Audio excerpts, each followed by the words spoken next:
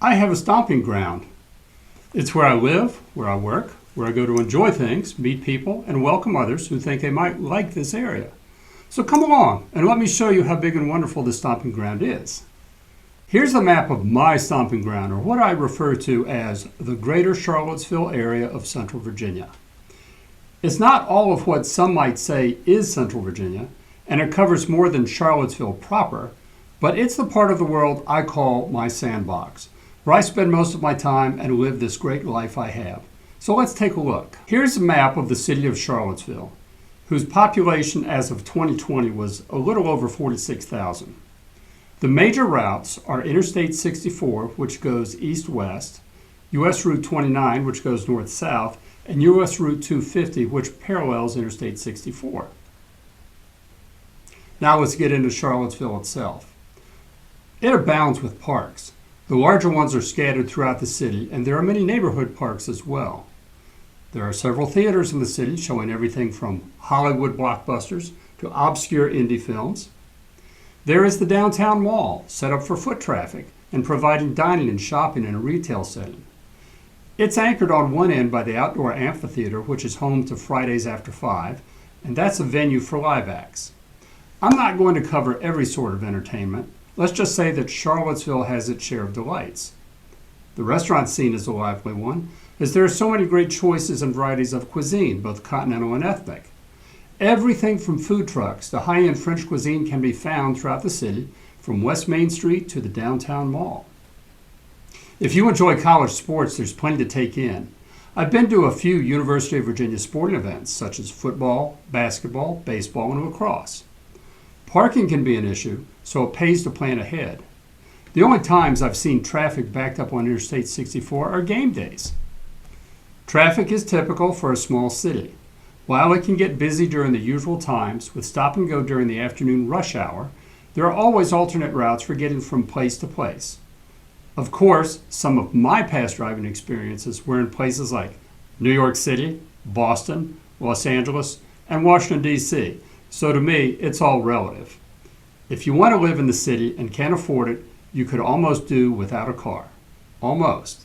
And if you're living away from the city and wish to enjoy it for occasional events or venues, Google Maps and a good GPS app can help a lot. Now let's expand the view a little bit and see Albemarle County, which surrounds the city of Charlottesville and has most of its commercial development nearby. The rest of the county can be quite rural, but there are some quaint and not so quaint areas of interest. The population of Albemarle County as of 2022 was over 114,000, making it the largest of all the counties in this area. One of the county's prettiest and fastest growing towns is Crozet, which sits about 12 miles or so west of Charlottesville. It's a small and vibrant town nestled at the base of Afton Mountain. Fun fact, the film Evan Almighty was filmed in a much less developed Crozet. I don't know the year. I remember as a kid, though, my mom going to the Morton frozen food outlet to stock up on TV dinners. You can probably guess from the gray in my hair that that was some time ago. That building is now home to Star Hill Brewery. If you drive through Crozet, you will notice many older neighborhoods alongside of several newer developments, such as Old Trail. New home building is still going on here. In addition to the nearby mountains, Crozet is very close to Route 151 in Nelson County. It's also known as the Brew Ridge Trail. More on that later. Scottsville is another small town in Albemarle County. Located on the James River, Scottsville boasts several river-type activities, as you would guess. It was established in 1744. It's located on Route 6, which runs east-west. Route 6 goes all the way from Richmond through Fork Union in Fluvanna County to its terminus in Nelson County at Route 151, the Brew Ridge Trail. Also scattered throughout Albemarle County are other, smaller communities that are not large enough to be towns, but are known to locals by their names and their distinguishing features, whether it be merely their locations, a restaurant or other activity, or in some cases, neighborhoods, homeowners associations, and the like. Such places are known as Ivy, Earlysville, Keswick, Batesville, and Afton, just to name a few. One place in southern Albemarle County, known as Albemarle, was once the world's largest soapstone quarry for several decades. If you get to see a kitchen with soapstone countertops, you are in for a visual treat. What are the major routes in Albemarle County? Traveling east-west through Albemarle are Interstate 64 and U.S. Route 250, which runs south of Charlottesville in the case of the interstate and through the city on Route 250. Perhaps one of the busiest sections of Route 250 is from the I-64 Shadwell interchange east of town to the Ravenna River Bridge at the foot of Pantops Mountain. U.S. Route 29 runs north-south and goes through a small part of northern Charlottesville. The section of Route 29 from where it intersects with the Route 250 bypass north to Airport Road is also one of the busiest thoroughfares in the county. Depending on the day and time, commuters can expect some stop-and-go traffic here. There are many indoor and outdoor activities to pursue in Albemarle County. I won't go into great detail on what's available. I will say to look up the county Parks and Recreation website to see what you can get into. There are any number of varied activities that are organized for groups or that you can pursue individually. My personal impressions of Albemarle County vary depending on where I'm going. As with most urban areas, growth takes place to the north.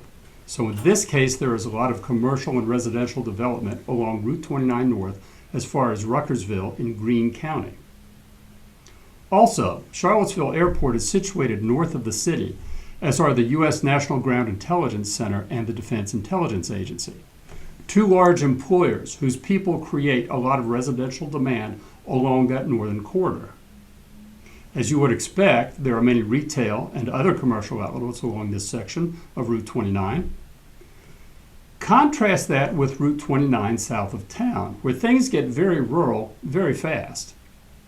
Now you get to see more farms, mountains, and rural vistas. Even driving on Route 20 south of Charlottesville to Scottsville, 20 miles away, it's more farms with sweeping views of fields, pastures, and streams. We now come to Nelson County with its population in 2020 of almost 15,000 people. The county seat is located in Lovingston, and it also has the communities of Winter Green and Stony Creek. The major routes are U.S. Route 29, Route 6, and the aforementioned Route 151. My personal impressions of Nelson County is that it has always given me the impression of being the most rural county in the Central Virginia footprint. As I mentioned before, Lovingston, the county seat, is a very small town reached via Route 29 south, and it's situated more or less halfway between the city of Lynchburg and Charlottesville. The big draws of Nelson County are the breweries, wineries, and distilleries located along Route 151, which give it the name of the Blue Ridge Trail. Two of my favorites are the Blue Mountain Brewery and Silverback Distillery. Further south on Route 151 are Stony Creek and Winter Green, two resort communities with well-established property owners associations. Winter Green is busiest in the winter with its downhill skiing facilities, and there are plenty of other activities that cater to visitors. One thing, most impressive, to me anyway, is that Nelson County was the first to provide fiber optic internet service to its citizens. 98% of all households in the county are wired for broadband internet. Or is that fibered? Nelson County is also home to Crabtree Falls, the highest set of waterfalls east of the Mississippi River, if you didn't know that. The current trails and overlooks at the falls did not exist prior to 1979, when yours truly was part of the crew that hand-dug the trails out of the mountainside to build the attraction into what it is now. I had some muscles in those days. Next, we go to Greene County, which is north of Albemarle. The population as of 2020 was right around 20,000 people. Its major routes are U.S. Route 29, which we've mentioned before, and U.S. Route 33, which runs east-west. As you drive north from Charlottesville on Route 29 North, you pass through northern Albemarle County and then into Greene County. The land opens up somewhat so that the mountain views begin to expand. What's really happening is that the mountains in Greene County are angling toward Route 29. So the further north you go, the closer they appear because they're actually getting closer. Ruckersville is a small town that's grown mainly due to being at the intersection of Route 29 and 33. Just north of town is the Insurance Institute for Highway Safety's testing facility. It's where they crash test cars for their safety ratings. Wouldn't that be fun to watch? Heading west on Route 33 will take you past the town of Stanardsville, which is the county seat and is 6 miles west of Ruckersville. 4 miles further, and you're in George Washington National Forest, and headed up the mountain to Swift Run Gap and Skyline Drive. I'll tell you a fun story. I had an acquaintance in Washington, D.C. tell me he was researching his family and would be traveling to this area soon. Had I ever heard of a place called Standardsville? His family name was Stannard, you see, and of course he was quite excited to learn that the town actually existed. Small world, I guess. North of Greene County, we come to Madison County, whose population in 2020 was a hair over 13,000. Its major routes are U.S. Route 29, which goes north-south, of course, and Route 230, which will take you up into the mountains. My personal impressions is that Madison County is kind of like Nelson in that it is mountainous the further west you go.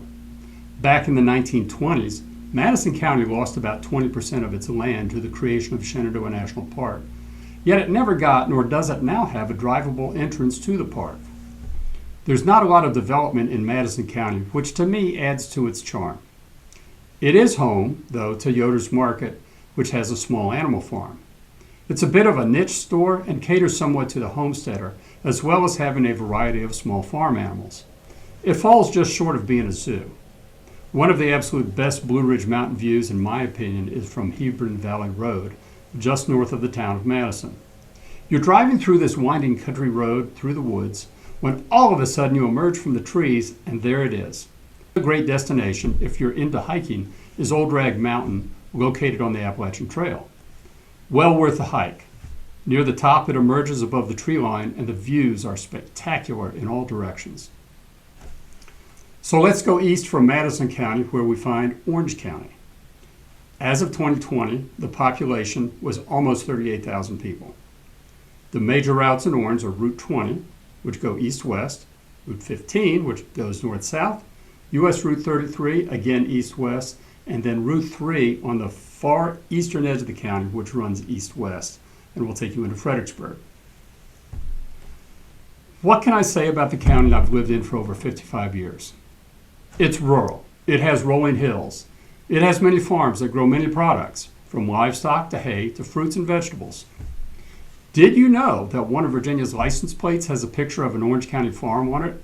Or that another farm boasts one of the largest corn mazes in the country? Orange County also has a bit of a split character. Most of its population growth has been on the eastern end, which is closer to Fredericksburg and Interstate 95 than it is to Charlottesville. Given that most of my business takes place in and around Charlottesville, I very rarely travel to the eastern end of Orange County. I mostly hang out in Orange, Gordonsville, and Barboursville.